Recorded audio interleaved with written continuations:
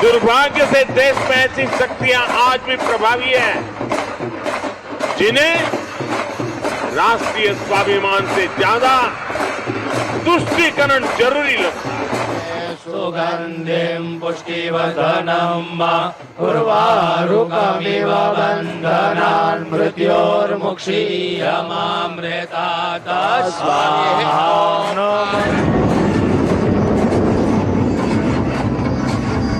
दिल की आकृति यहाँ पर बनती हुई नजर आ रही है, बेहद खूबसूरत। जिन्होंने सनातन को मिटाने का प्रयास किया, आज वे स्वयं मिट्टी में मिल चुके हैं।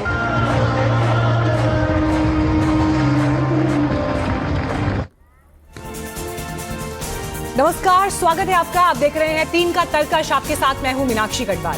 गुजरात के सोमनाथ मंदिर के पुनर्निर्माण के 75 साल पूरे होने पर सोमनाथ अमृत महोत्सव का आयोजन हुआ, जिसकी झलकियां भी हमने आपको दिखाई। सोमनाथ मंदिर में अमृत महोत्सव से पीएम मोदी ने देश को दिया बड़ा संदेश। प्रधानमंत्री ने कहा, स्वाभिमान से जुड़े मामलों में राजनीति गलत है। सोमनाथ इस राजनीति का सबसे बड़ा उदाहरण है। उस वक्त सरदार पटेल को भी नेहरू का विरोध झेलना पड़ा था। यह दुर्भाग्य है कि ऐसी शक्तियां आज भी प्रभावी हैं देश में। प्रधानमंत्री ने कहा कि कुछ लोगों को राष्ट्रीय स्वाभिमान से ज्यादा तुष्टीकरण जरूरी लगता है।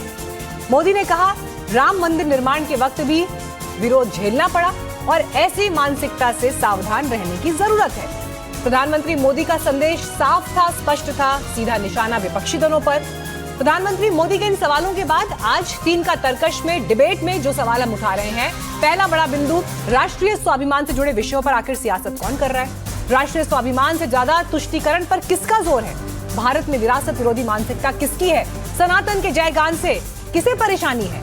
और आस्था वर्सेस अर्थव्यवस्था, क्योंकि अर्थव्यवस्था को लेकर जो हालिया बयान प्रधानमंत्री ने दिया, जहां पर किफायत से चलने के सुझाव देश को दिए, उसे लेकर विपक्ष ने जबरदस्त निशाना साधा है कि मुख्य मुद्दे से ध्यान भटकाना है। इसलिए इस तरह के बयान आ रहे हैं। बात करने के लिए हमारे साथ खास मेहमान इस वक्त जुड़ गए हैं। बीजेपी से विश्वास पाठक इस वक्त हमारे साथ हैं। इतिहासकार प्रोफेसर कपिल कुमार हमारे साथ जुड़ गए हैं। कांग्रेस पार्टी से निशांत रावल हमारे साथ हैं। समाजवादी पार्टी से मनोज यादव हमारे साथ जुड़ गए हैं और मुस्लिम स्कॉलर हाफिज गुलाम सरवर इस वक्त हमारे साथ जुड़ रहे हैं। मैं आप सभी का स्वागत करती हूं पैनल में। और सबसे पहले शुरुआत यहां पर मैं करना चाहूंगी सीधे मनोज यादव आपके साथ। बड़ा सवाल यह है कि देखिए, प्रधानमंत्री ने जब बड़े सवाल आज सोमनाथ की धरती से उठाए तो उन्होंने सिर्फ सोमनाथ पर आक्रमण और उस दौरान पंडित नेहरू, सरदार पटेल को लेकर जो रेफरेंसेस चलते हैं, सिर्फ उनका ही जिक्र नहीं किया, उन्होंने पोखरण की भी याद दिलाई। तो ऐसे ऐतिहासिक दिन, ऐसी ऐतिहासिक तारीखें जिनका भारत की नींव में, भारत के योगदान में, भारत के विकास में महत्वपूर्ण योगदान रहा है, उसे लेकर क्यों गौरवान्वित फील नहीं कर रहे हैं, क्यों महसूस नहीं कर रहे हैं? और आज भी ऐसी शक्तियां महसूस जो है एक्टिव है, प्रभावी है। निशाना सीधा प्रधानमंत्री का विपक्ष पर है। मनोज काका जी, आपसे सवाल है। देखिए, प्रधानमंत्री जी जो कह रहे हैं उस पर एक चौपाई में बस कहना चाहूंगा कि पर उपदेश कुशल बहुतेरे जे आचरहि ते नर न घनेरे। दूसरे को उपदेश दे देना बहुत आसान होता है। और प्रधानमंत्री जी से अगर ये सवाल पूछा जाए कि अपने राष्ट्र के समृद्धि पर और राष्ट्र के उन्नति पर कौन ऐसा 140 करोड़ जनमानस में कौन ऐसा व्यक्ति होगा, कौन ऐसा नागरिक होगा जो गर्वान्वित नहीं महसूस कर रहा होगा? और सब गर्वान्वित महसूस कर रहे हैं। प्रधानमंत्री जी जिस राजनीतिक दल से आते हैं, उस राजनीतिक दल की स्थापना कब हुई और सनातन धर्म इस देश में कब से है? ये बहुत साधारण सवाल है। तो क्या प्रधानमंत्री ये मानते हैं कि जिस राजनीतिक दल से वो आते हैं वही आया तभी इस देश में सनातन धर्म का सम्मान बढ़ा? सनातन धर्म हमेशा से इस देश में रहा है, लेकिन सनातन धर्म का मूल क्या है? सनातन का मूल तो यही न है कि परहित सरिस धर्म नहीं भाई, पर पीड़ा सम नहीं अदमाई। जो दूसरे के प्रति भी क्षमता का, सम्मान का, दूसरे के प्रति भी नैतिक भाव रखे, वही है सनातन। मैं इस वक्त अखिलेश यादव जी का सोशल मीडिया प्रोफाइल देख रही हूं, मनोज काका जी, और इसमें समय बिताने के लिए करना है कुछ काम। उसमें मंत्रिमंडल का जिक्र है, जो बीते दिन कैबिनेट एक्सपेंशन हुआ। उसके बाद फिर एक लूट का जिक्र है, उससे जुड़ा हुआ ट्वीट है। फिर उसके बाद प्रधानमंत्री चुनाव खत्म होते ही संकट याद आया, इसका जिक्र है। फिर एक और जो पीड़ित है वो पीडीए, एक और जिक्र है। सनातन की इतनी बात है तो मैं तो पोखरण का जिक्र कर रही हूं ना। यहाँ पर पोखरण पर तो पूरे देश को गर्व है। हम देखते हैं कि अखिलेश जी इतने एक्टिव है आजकल सोशल मीडिया पर, लेकिन पोखरण से जुड़ी किसी बात पर कोई पोस्ट नहीं है। और सोमनाथ के 75 वर्ष हो रहे हैं, इस पर अगर एक पोस्ट आ जाता तो शायद मुझे आपकी बात पर ज्यादा यकीन होता।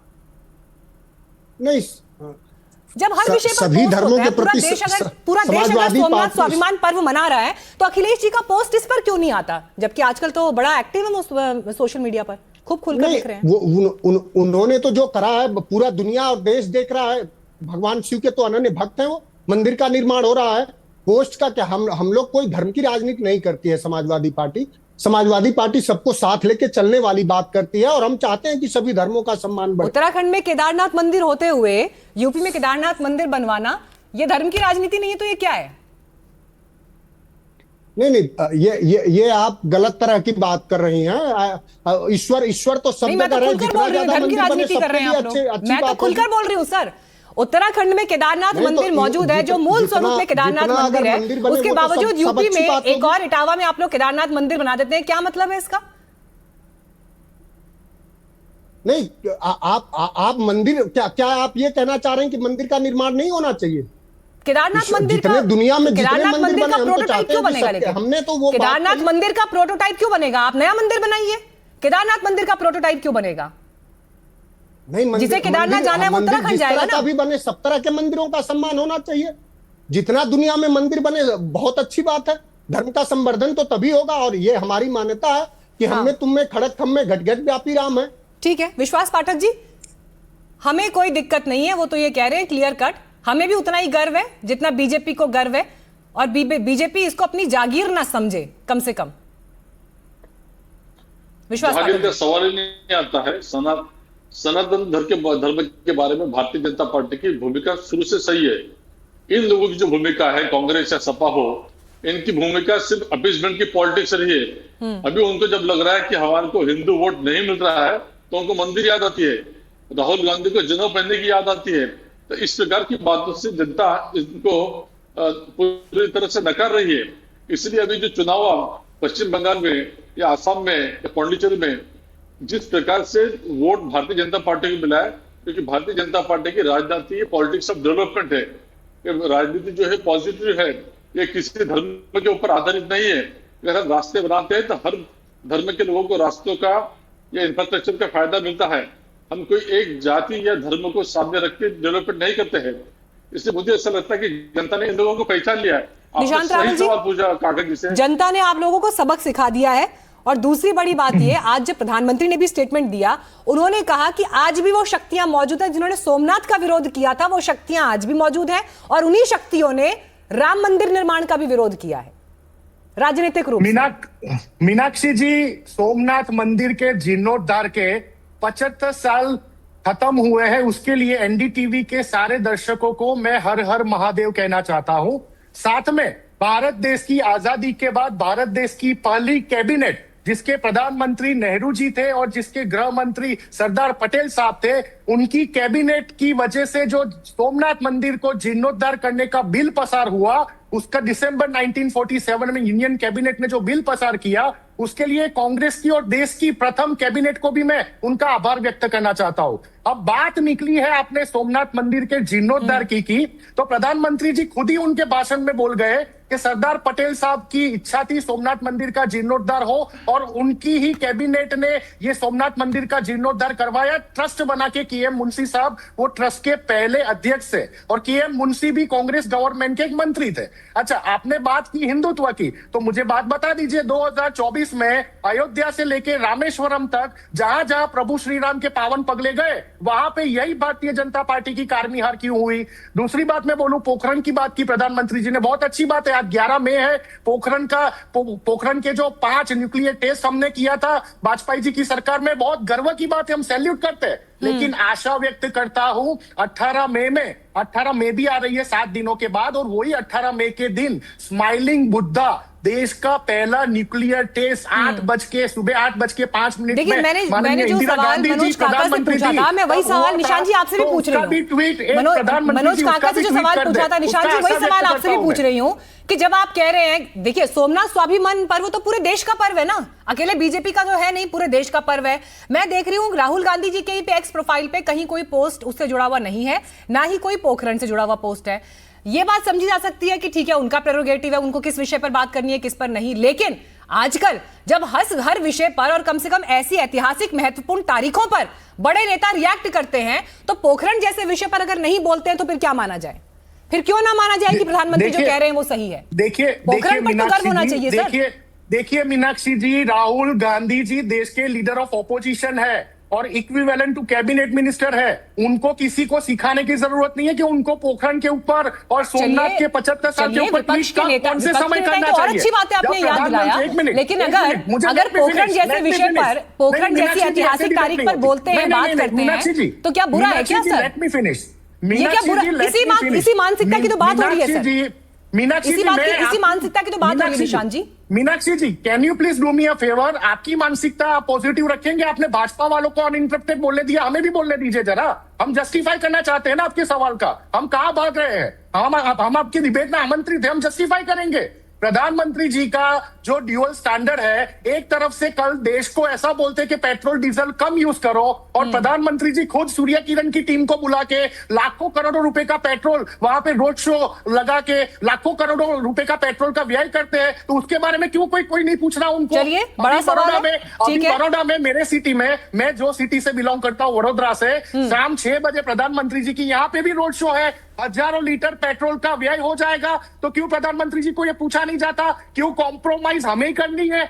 हमें क्यों कॉम्प्रोमाइज करनी है? देश की जनता क्यों कॉम्प्रोमाइज करेगी भाई? आपने तो बोल दिया कि सोना मत खरीदो एक साथ। विश्वास पाठक जी, बड़ा सवाल है ये, सोना मत खरीदो। बड़ा सवाल है विश्वास पाठक जी जो निशांत रावल ने यहाँ पर उठाया है। वो सीधे ये कह रहे हैं कि अगर प्रधानमंत्री देश की जनता से ये रिक्वेस्ट कर रहे हैं कि आप किफायती मोड में आए, पेट्रोल डीजल को बचाएं, घरों के किचन तक में जो तेल इस्तेमाल करते हैं उसमें कटौती करें, जनता कटौती करे, नेता नहीं करेंगे कटौती।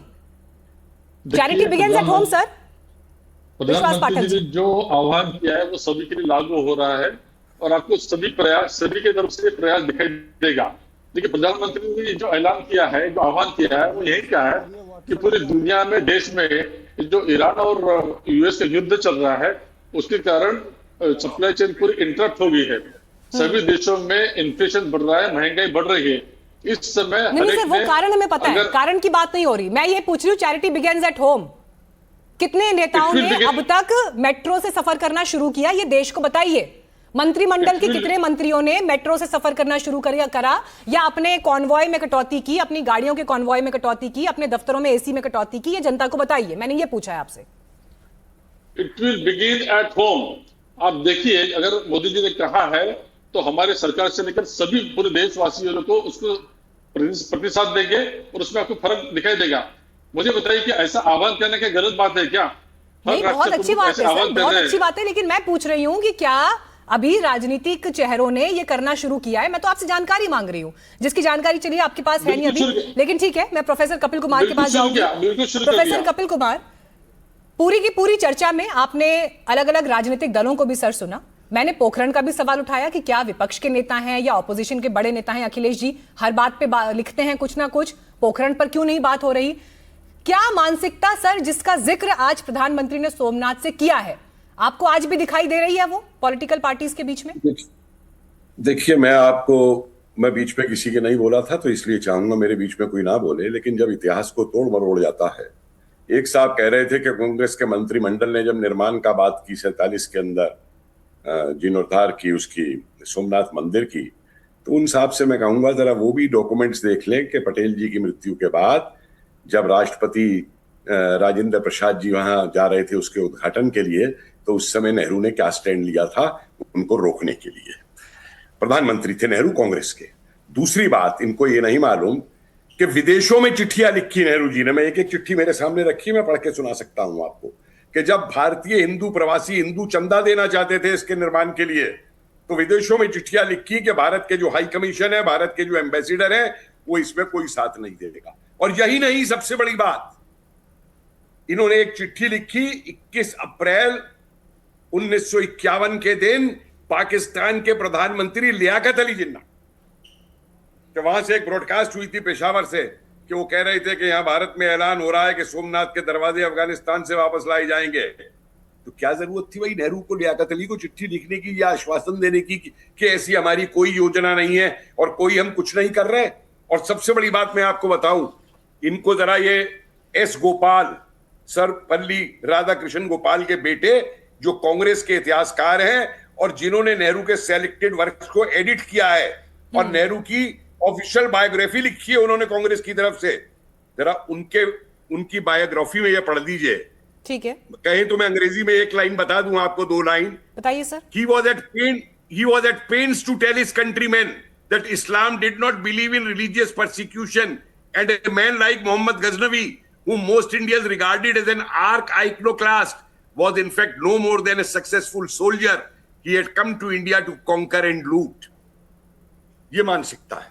और ये लोग ये नहीं देखेंगे कि अल उतबी जो उस समय का खुद लिख रहा है पूरे उस आक्रमण को महमूद गजनवी के, उसने ये तक उसमें लिखा है कि जब वहां पे उसको ये कहा गया कि भाई तुझे जितनी दौलत चाहिए तो इस दौलत को ले ले और बदले में इन मूर्तियों को छोड़ दे, तो वो कहता है कि मैं इतिहास के अंदर बुद्ध शिकन के नाम से जानना चाहता हूं, ना कि बुद्ध व्यापारी के रूप में जाना चाहता हूं। ठीक है, लेकिन ये लोग इस चीज को नहीं मानेंगे। सवाल ये उठता है कि आज जब मोदी जी इस बात को उठा रहे हैं, मैं एक इतिहासकार हूं, मैं इस सारे इतिहास को भुलाने को तैयार हूं अगर ये चीजें खत्म हो गई। लेकिन मुझे आज बताइए, क्या आज गजवा हिंद का नारा पाकिस्तान से नहीं लगता? क्या आज गजवा हिंद का नारा बांग्लादेश के अंदर उन्होंने नहीं लगाया? क्या आज काफिर नहीं कहा जाता? क्या आज वो शक्तियां देश के अंदर मौजूद नहीं है? और आप आज ही का ट्वीट देखिए कमाल हसन का पूरा लेकर के। तो इसलिए सवाल ये उठता है, देखिए कांग्रेस प्रवक्ता साहब, मेरा आपसे निवेदन है, आप के.एम. मुंशी के भी शब्द सुन लीजिए। जब के.एम. मुंशी से विरोध किया नेहरू ने, तो के.एन. मुंशी की मैं आखिरी कोटेशन आपको सुना दे रहा हूं। हाँ, कंप्लीट करिए। I can assure you that the collective consciousness of India today is happier with the scheme of reconstruction of Somnath sponsored by the government of India than with many other things that we have done and are doing. Nehru को जवाब दिया था KM. Munshi ने। तो इसलिए ये मानिए कि सोमनाथ का मंदिर जो है ये हमारे राष्ट्रीय गौरव का प्रतीक है। इसको केवल हिंदू और उस दृष्टि से मत देखिए। और दूसरी बात मैं आपको एक और बता दूं, आप एक रिएक्शन मुझे और लेना है गुलाम सरवर साहब का। सर आपके पास और मीनाक्षी जी लास्ट पॉइंट और कह लेने दीजिए। कितने लोगों को इनमें से संग्राम सिंह का नाम मालूम है कश्मीर के, जिन्होंने मोहम्मद गजनवी को पीट के भगाया था? राजा त्रिलोचन सिंह का नाम कितनों को मालूम है, जिन्होंने पीट के भगाया था? हमीर गोही का नाम कितनों को मालूम है, जिसने विरोध किया था? क्यों ये नाम इतिहास की किताबों से गायब हो गए? पूरे गुजरात के बच्चों को पता है भाई, पूरे गुजरात के बच्चों को, छोटे छोटे बच्चों को पता है। अमित गोयल साहब के गुजरात वालों को तो पता है, तुम्हारे बच्चों को पता है। यहाँ के भाषणबाजी मत करो भाई, यहाँ के भाषणबाजी। मैं भी इतिहास लेके आया हूँ, मैं भी इतिहास लेके आया हूँ, मैं भी इतिहास लेके आया हूँ, मैं भी इतिहास लेके आया हूँ भाई। बातें मत करो यहाँ के भाजपा के। ठीक है, वन बाय वन एक एक करके। प्रोफेसर कपिल कुमार, ठीक है, मैं आपके पॉइंट्स पर जवाब लूंगी बाकी वक्ताओं से भी। ठीक है प्रोफेसर साहब, आपने अपने पॉइंट्स यहाँ पर दिए। निशांत रावल आपके पास आ रही हूँ सर, निशांत रावल आ रही हूँ आपके पास, प्लीज डोंट बी एंग्री, आराम से बात करेंगे। ठीक है, मुझे एक रिएक्शन पहले हाफिज गुलाम सरवर से लेना है, उसके बाद निशांत जी, उसके बाद आपको कलेक्टिव बोलने का मौका दूंगी। हाफिज गुलाम सरवर, आपके रिमार्क्स सर।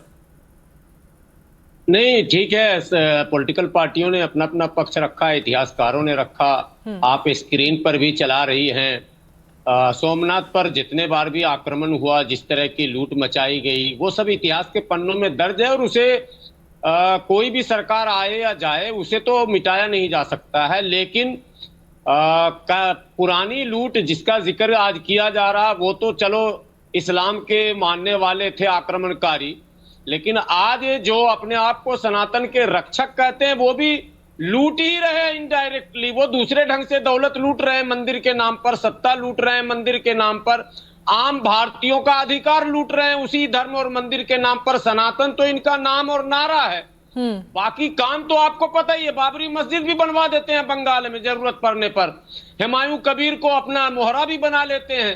तो ये कौन से सनातनी हैं? इससे ये टोटली सत्ता को बचाए रखने के लिए प्रधानमंत्री जी ने जो भाषण दिया, इशारे में लेकिन जो बात आप कह रहे हैं, जनता क्यों नहीं कन्विंस हो रही है इस बात से?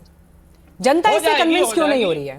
जनता क्यों उन्हें वोट दे रही है, क्यों उन्हें जिता रही है, क्यों उन्हें मैंडेट दे रही है? फिर नहीं, वो तो सब आपके सामने है। जनता कितना वोट दे रही है, क्या जिता रही है, वो सब पर मतलब एक एक चीज सामने आ रहा देश के। अब जो वेव चलना है वो चलेगा। समय की ठीक है। प्रतीक्षा कीजिए, निशांत रावल जी, समय की प्रतीक्षा ठीक है। कीजिए। निशांत रावल जी, आप प्रोफेसर कपिल कुमार ने भी जो बड़े सवाल खड़े किए थे, देखिए मैं एक मोटी लाइन पर बात करूंगी। अगर हम देखते हैं कि पंडित नेहरू ने उस समय डॉक्टर राजेंद्र प्रसाद को कहा कि सरकार को धार्मिक कार्यक्रमों से दूरी रखनी चाहिए, और उसके बाद भी डॉक्टर राजेंद्र प्रसाद गए वहां पर ये कहते हुए कि मैं राष्ट्रपति के रोल में नहीं जा रहा हूं, लेकिन मैं एक आम भारतीय हिंदू होने के नाते जो गर्व करता हूं अपने भगवान सोमनाथ पर, मैं उस नाते से वहां पर जा रहा हूं। तो सिर्फ और सिर्फ भगवान सोमनाथ को, सोमनाथ की धरती को धर्म के दायरे में नहीं बांधा जा सकता। वो भारत की सांस्कृतिक चेतना में भी है, ऐतिहासिक धरोहर के रूप में भी है, और भारत की जनमानस के भीतर बसता है। कांग्रेस पार्टी क्या ये समझने में फेल हुई? और फेल हुई तो अगर आज उसके बारे में बात हो रही है तो आप कैसे बच पाएंगे इस विषय से? देखिए मीनाक्षी जी, मैंने भी इतिहास बहुत पढ़ा है। भले मेरी उम्र ये इतिहासकार से थोड़ी छोटी होगी, उन्होंने दिवाली ज्यादा देखी होगी मेरे से, लेकिन दिवाली में पटाखे मैंने ज्यादा फोड़े हैं, तो मुझे पता है इतिहास क्या है। मेरे पास भी के.एम. मुंशी जी की लिखी हुई बुक का स्टेटमेंट भी है, लेकिन अनफॉर्चुनेटली आपका समय कम हो जाएगा मीनाक्षी, मैं डिटेल में इसलिए नहीं जाना चाहता। और दूसरी बात, जो पहला जो ट्रस्ट बना था सोमनाथ मंदिर के जीर्णोद्धार के लिए, वो के.एम. मुंशी जी की अध्यक्षता में बना था। के.एम. मुंशी जी कांग्रेस के लीडर थे और देश की पहली कैबिनेट में थे। और नेहरू जी ने और सरदार पटेल जी ने जब बिल पसार किया 1947 दिसंबर में फर्स्ट कैबिनेट ने कि सोमनाथ मंदिर का जीर्णोद्धार के लिए सरकार पैसा लगाएगी, लेकिन महात्मा गांधी जी ने वहां पे स्पष्ट किया कि देश की सिचुएशन और हालात बहुत खराब है, आप पब्लिक के पैसों से, पब्लिक से आए हुए पैसों से ट्रस्ट बना के जिस तरीके से राम मंदिर का निर्माण हुआ, उसी तरीके से उस समय सोमनाथ मंदिर का निर्माण हुआ था, उसमें कुछ गलत नहीं है। और ये रहा राहुल जी का 2016 में सोमनाथ मंदिर का जो उन्होंने वहां पे विजिट किया था, दर्शन किया था, पूजा किया था। तो कांग्रेस के हर एक कार्यकर्ता के दिल में सोमनाथ मंदिर का उतना ही रिस्पेक्ट है जितना एक सनातनी को होना चाहिए। अयोध्या राम मंदिर होकर आ गए हैं क्या? मेरी जानकारी नहीं है, करेक्ट करिएगा। अयोध्या राम मंदिर दर्शन करके आ गए हैं क्या? नहीं, वो कौन पूछ रहा है? कौन बीजेपी वाले बोलेंगे कब जाएंगे राहुल जी राम मंदिर के दर्शन के लिए? बीजेपी वाले बोलेंगे पूछ रही हूं। अरे जब राम मंदिर का राम मंदिर का जब जीर्णोद्धार हुआ उसके दूसरे ही दिन हमारे यूपी कांग्रेस के सारे लोग जाके आए थे। मैं तो आपकी टॉप लीडरशिप की बात कर रही हूँ, मेरी जानकारी में नहीं है कि वो वहां गए या नहीं गए, आप बता दीजिए, आपको पता होगा। मीनाक्षी जी, हमारी टॉप लीडरशिप ये इतिहासकार को पूछ के नहीं जाने वाली राम मंदिर के लिए। चलिए सर, मेरे पास अब समय की कमी है, लेकिन कोशिश यही कि देश की सांस्कृतिक चेतना पर और वक्त की जरूरत के हिसाब से आज की राजनीति क्या कह रही है और जनता के मुद्दों और उनके बीच में क्या सामंजस्य है, उस पर एक ओवरऑल चर्चा की कोशिश थी। बहुत धन्यवाद आपका हमारे साथ जुड़ने के लिए। वक्त हमारे लिए एक ब्रेक का है, लेकिन खबरें आगे भी जारी है।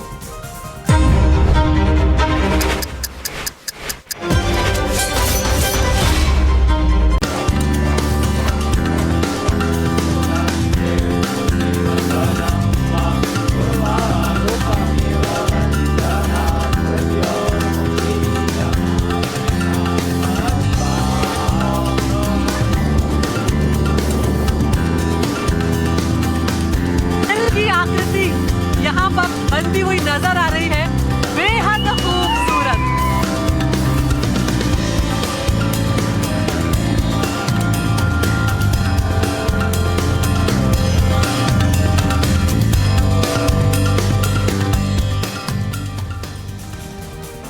सोमनाथ की पावन धरती पर आज साक्षी बनी आस्था, शक्ति और राष्ट्र गौरव के अद्भुत संगम की प्रधानमंत्री मोदी ने सबसे पहले भगवान सोमनाथ की विधिवत पूजा अर्चना की और देश की सुख समृद्धि की कामना की। इसके बाद आसमान में गूंजा भारतीय वायुसेना का शौर्य, जब शानदार एयर शो ने पूरे माहौल को देशभक्ति के रंग में रंग दिया। इस अवसर पर भारतीय वायुसेना ने श्रद्धा के साथ शक्ति का अद्भुत संगम का भी प्रदर्शन किया। वायुसेना ने आज जिस तरह आस्था के संगम के बीच शक्ति का प्रदर्शन किया, उस पर और जानकारी सीधे ग्राउंड से देखिए अदिति राजपूत की रिपोर्ट में। और ये तस्वीरें आप देखिए, आसमान में फाइटर जेट्स आपको नजर आ रहे हैं। MK-132 फाइटर जेट्स हैं ये ऊपर जो आप देख रहे हैं सोमनाथ मंदिर के आसमान में। 800 से 900 किलोमीटर प्रति घंटे की रफ्तार से ये हैरत अंगेज करतब यहाँ पर दिखा रहे हैं। एयर शो के दौरान diamond formation, close formation, loops and rolls जैसे कठिन एरोबेटिक्स मूव जो हैं वो आपको देखने को मिलेंगे। बिल्कुल दिल को जो उत्साह से भर दे वैसे ये मूव्स हैं जो सूर्य किरण टीम यहाँ पर दिखा रही है। भारतीय वायुसेना की उच्च स्तरीय ट्रेनिंग और युद्ध क्षमता का भी प्रदर्शन एक तरह से आप यहाँ पर देख रहे हैं। तो आसमान में ये सूर्य किरण के करतब हम आपको दिखा रहे हैं। देखते रहिए, आपको ये नजारे यहाँ पर अद्भुत नजारा सूर्य किरण टीम का जामनगर एयरबेस से उड़ान भरी है। 6 हॉक है, ये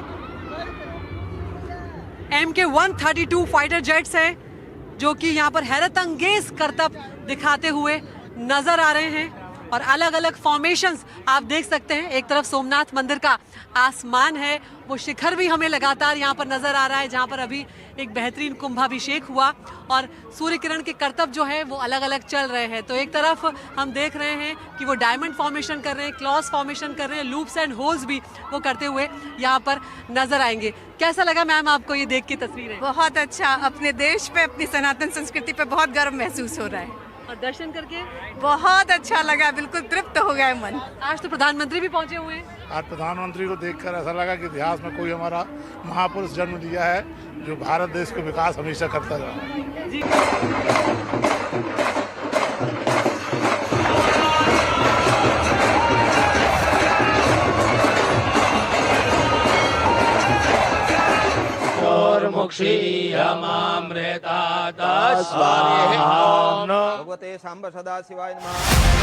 भारत की सनातन आत्मा का उत्सव, आस्था की शक्ति, राष्ट्र का स्वाभिमान, इतिहास के गर्भ से निकला गौरव, आक्रमणों के बाद भी अडिग आस्था, श्रद्धा के साथ शक्ति का प्रदर्शन। ये कोई साधारण उत्सव नहीं बल्कि इतिहास, आस्था और भारत की आत्मा का उत्सव है। सोमनाथ अमृत महोत्सव में प्रधानमंत्री नरेंद्र मोदी ने वैदिक मंत्रोच्चार के साथ भव्य पूजा की और उस धरोहर को नमन किया जिसे तोड़ा गया लेकिन झुकाया नहीं जा सका। आक्रमणताओं ने इसे बार बार मिटाने की कोशिश की लेकिन हर बार ये मंदिर पहले से ज्यादा गर्व के साथ खड़ा हुआ। ये वही सोमनाथ है जिसके पुनर्निर्माण का संकल्प सरदार पटेल ने लिया। ये अटूट आस्था ही थी जो इतिहास बन गई।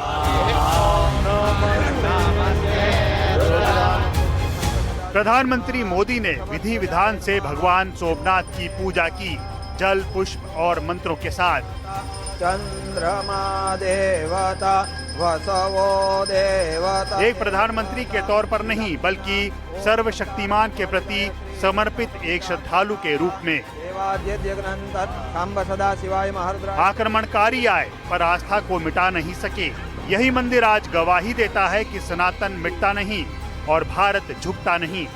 पीएम मोदी ने कई बार कहा कि सोमनाथ सिर्फ धार्मिक स्थल नहीं बल्कि राष्ट्रीय चेतना का केंद्र है। ये नया भारत है जो अपनी विरासत पर गर्व करता है। आस्था, विश्वास और राष्ट्रीय चेतना के इस प्रतीक के उत्सव को भव्य बनाया भारतीय वायुसेना ने। इस मौके पर आस्था के आकाश में दिखा भारत का शौर्य, गरजते जेट, आसमान में सटीक फॉर्मेशन। ये केवल करतब नहीं था बल्कि संदेश था, भारत सुरक्षित है, भारत सशक्त है।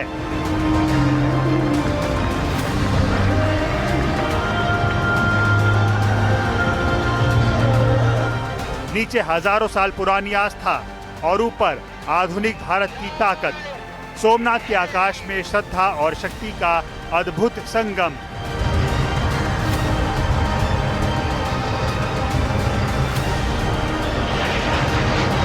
सोमनाथ के ये 75 साल इतिहास नहीं बल्कि भविष्य का संकल्प है।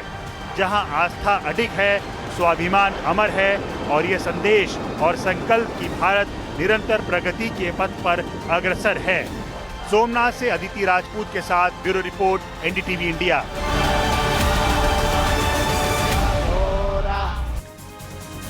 तो सोमनाथ मंदिर के प्राण प्रतिष्ठा के 75 वर्षों के अवसर पर यूं भी सोमनाथ स्वाभिमान पर्व इस साल जनवरी में इस कार्यक्रम को शुरू किया गया और प्रधानमंत्री आज जब वहां अमृत महोत्सव के लिए पहुंचे तो वहां पर इस दौरान सोमनाथ का जलाभिषेक भी किया गया। इस दौरान क्या क्या हुआ कार्यक्रम में, देखिए अदिति राजपूत की रिपोर्ट। ये मंत्रोच्चार जो आप सुन रहे हैं सोमनाथ मंदिर में, यहाँ पर कुंभाभिषेक शुरू हो चुका है। आप तस्वीरें देखिए, भगवान सोमनाथ के मंदिर का जो शिखर है किस तरह से वहाँ पर जलाभिषेक हो रहा है।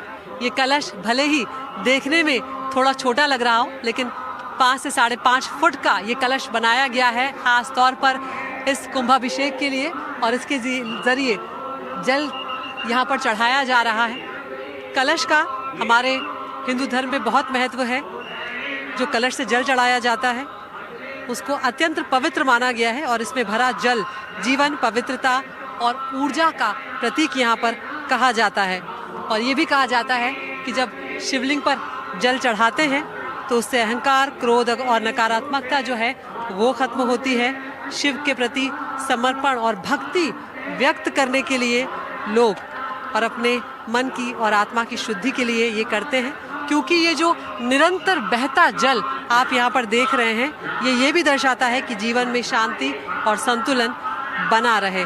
तो इस तरह से यहाँ पर जलाभिषेक और पूजा करने की जो मान्यता है उससे कष्टों से मुक्ति मिलती है और सकारात्मक ऊर्जा प्राप्त होती है, और इसीलिए ये जलाभिषेक जो है यहाँ पर किया जा रहा है। सोमनाथ मंदिर से अपने कैमरा सहयोगी अश्विनी मेहरा के साथ मैं Aditi Rajput, NDTV India.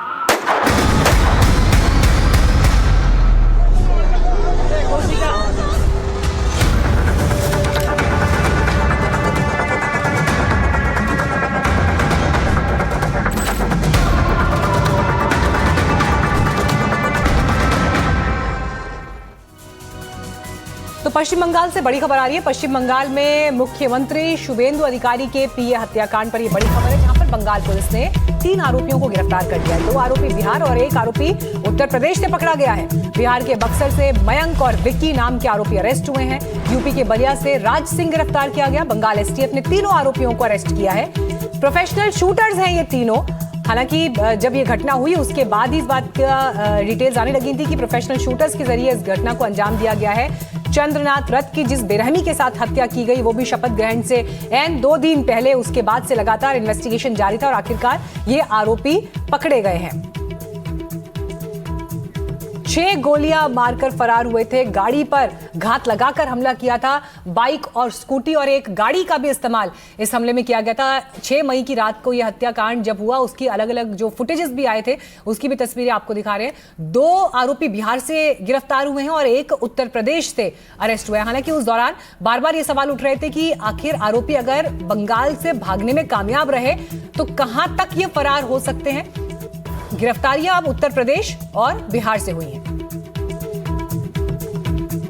Bengal STF ने ये तीनों अरेस्ट किए हैं, जिसमें इन 3 आरोपियों को गिरफ्तार किया गया, जिसमें 2 की गिरफ्तारी बिहार से हुई जबकि 1 को उत्तर प्रदेश से अरेस्ट किया गया। यूपी के बलिया से राज सिंह की गिरफ्तारी हुई। 3 आरोपी अब तक पकड़े जा चुके हैं इस मामले में, जिनमें से 2 आरोपी बिहार से गिरफ्तार किए गए। मयंक और विक्की इनका नाम है।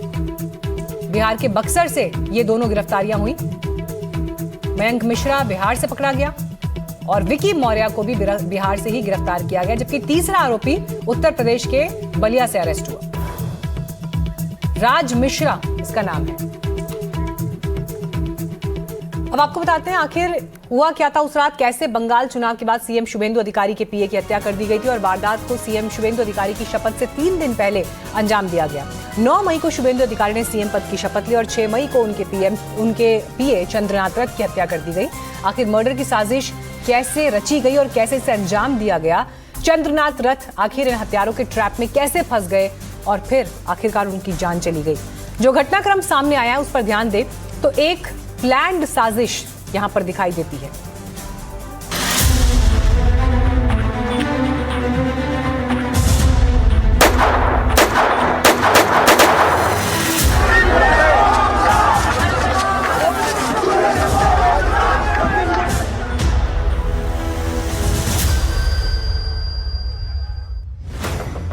शुभेंदु अधिकारी के पीए चंद्रनाथ रथ रात 10 बजे से रात 10:30 के बीच मध्यम ग्राम के डोलतला इलाके से होते हुए घर आ रहे थे, जो सिर्फ 50 मीटर की दूरी पर रह गया था। यानी सिर्फ 1 मिनट बाद वो घर पहुंच जाते, लेकिन उससे पहले ही इस जघन्य वारदात को अंजाम दे दिया।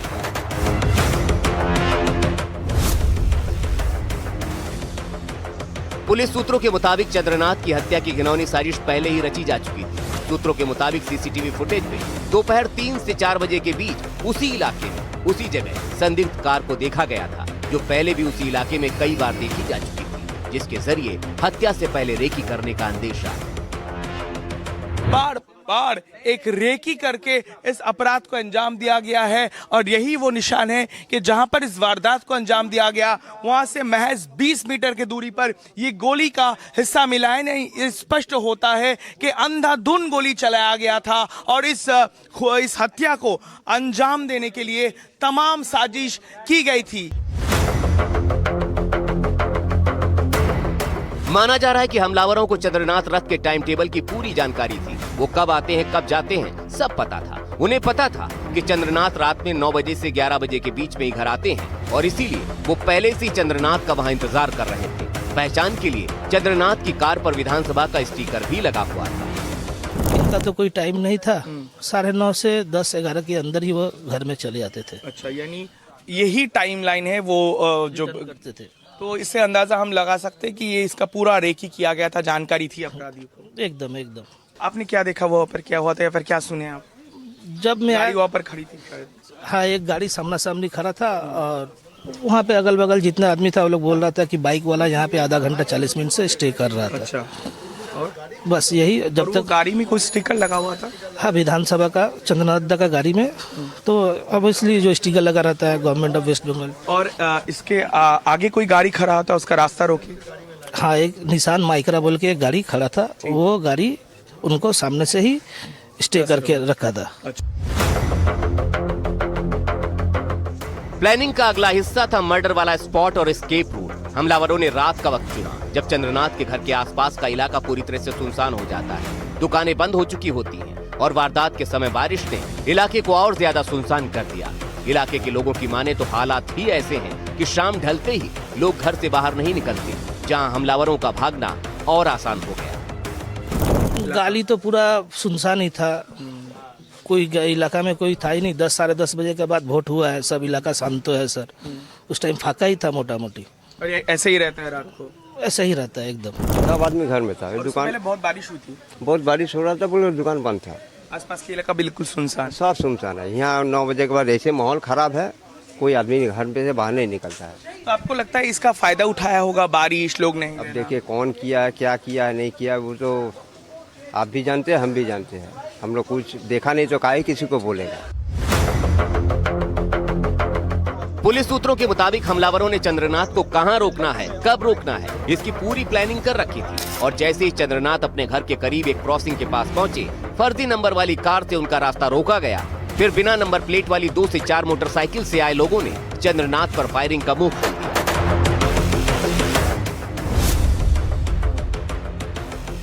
जो कार मिली है उसका चेसिस नंबर मिटा दिया गया है ताकि कार मालिक तक पहुंचा ना जा सके। कार पर जो नंबर प्लेट मिली है वो OLX पर बेचने के लिए लगाई गई एक कार का निकला, जो सिलीगुड़ी के रहने वाले एक शख्स के नाम पर दर्ज है। असली कार अभी भी उसके पास है। इन सब के बीच फॉरेंसिक टीम एक एक सबूत की बारीकी से जांच कर रही है ताकि हत्या से जुड़ा कोई भी सबूत छूट न जाए। PTI ने एक जांच अधिकारी के हवाले से दावा किया है कि हमलावरों ने जिस पिस्टल का इस्तेमाल किया वो ग्लॉक 47X हो सकती है।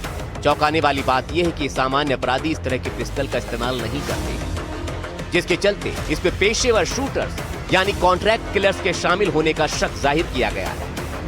तो वो सब तो यहाँ पे कुछ नहीं था, वो तो सेकंड का काम था मेरे ख्याल से। मतलब सेकंड लगाया, सेकंड एकदम एक्सपर्ट जिसको बोलते हैं ना, जो वो आए और चले गए।